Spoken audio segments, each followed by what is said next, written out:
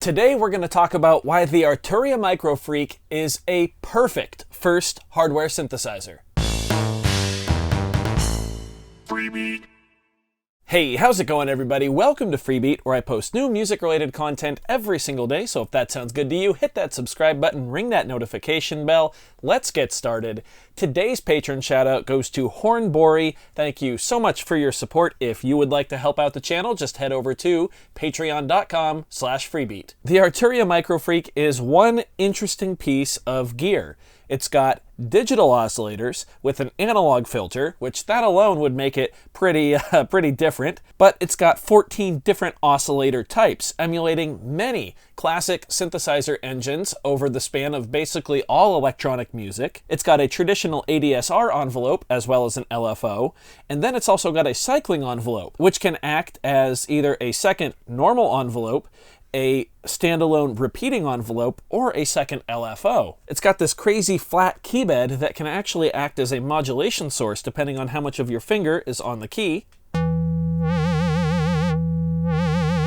Speaking of modulation sources, it's got this incredible digital patch bay up here, which allows you to modulate just about any parameter on this thing, even parameters that you make up yourself via the 3 custom assign destinations. And to top it all off, they included a really fun arpeggiator and sequencer. That sequencer actually can hold up to 2 patterns per preset, of which there are about 300, I think. And many of those are empty, so you can make your own, in addition to the ones that Arturia gives you. So this thing is a beast. However, today we are going to talk about something that I think is a pretty underrated feature, might not even be a feature, but just kind of a mindset that you can have around the Arturia Microfreak, and why that mindset makes it an incredible first hardware synthesizer. So a few days ago, we talked about the Korg Volca keys and why that it might be the only analog synth that you actually need.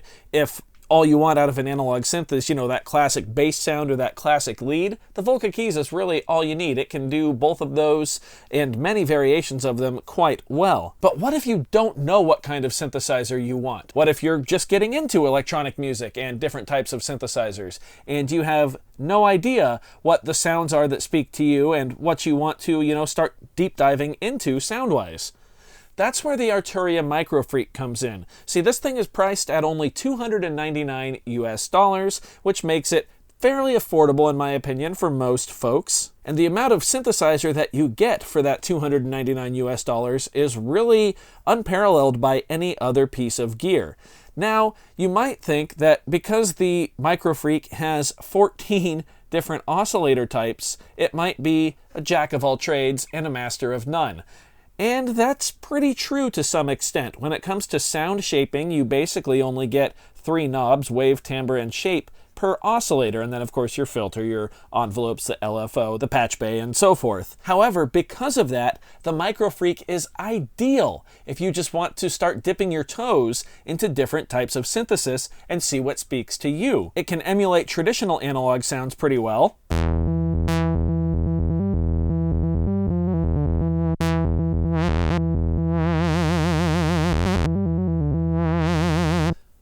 There's a nice saw bass. Here's a square version of that same patch.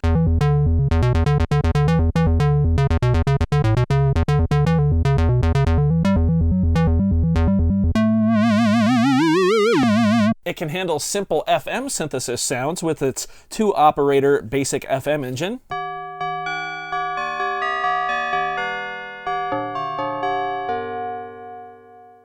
Going back to the analog side, if you want leads, it's got them.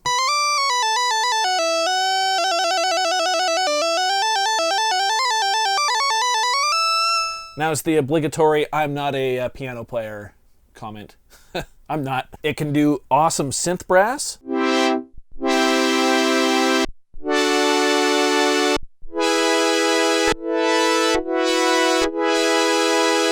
Oh yeah, did I mention it's paraphonic? You can play 4 notes at once if you press the paraphonic button.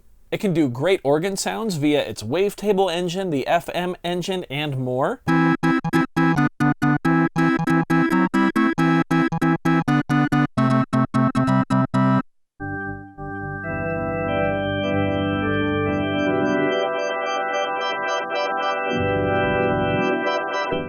Here's an example of classic FM bass.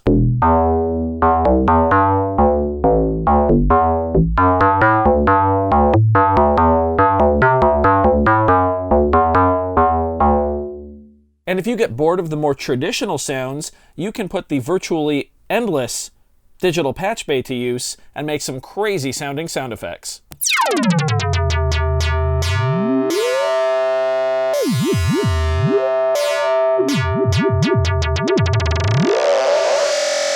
And of course, that's just the tip of the iceberg. The 14 digital oscillator types are basic waves, superwave, wavetable, Harmo for harmonic, car plus strong, virtual analog, wave shaper, 2-operator FM, formant, chords, speech,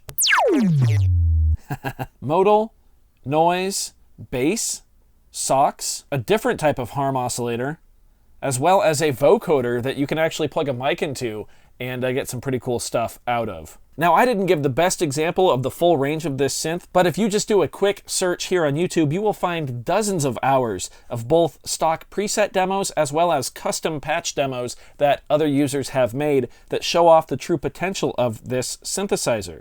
So if you don't know what kind of sound you want to first start off with when it comes to electronic music and hardware synthesizers, this is a fantastic place to start because you can explore all of these different sounds to your heart's content on this one synthesizer. And then once you discover something that really speaks to you, you can go and research a standalone synthesizer that specializes in that one type of sound. Then get your hands on that one and start deep diving into what really makes you tick. Now you might be thinking, well, isn't that kind of a waste of $300 if you're just using this to figure out what you want and then not really using it after that? No, because it can still do those other 13 types of synthesis. Not to mention, if you want to start making sound effects and stuff, this thing is just insane. Like I said, it's basically endless with the digital patch bay up there. So if you are thinking about getting into the world of hardware synthesizers and you don't quite know where to start, I highly recommend the Arturia Microfreak. It's an incredible place to begin your hardware synthesizer journey,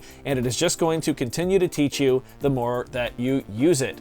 So I hope you guys enjoyed this one. If so, be sure to leave a like on the video. If not, you can always leave a dislike. That's okay too, doesn't hurt my feelings, just makes me try that much harder next time. Either way, be sure to hit that subscribe button, ring that notification bell. Thank you so very much for being here. Thanks for watching. We'll see you next time. Bye.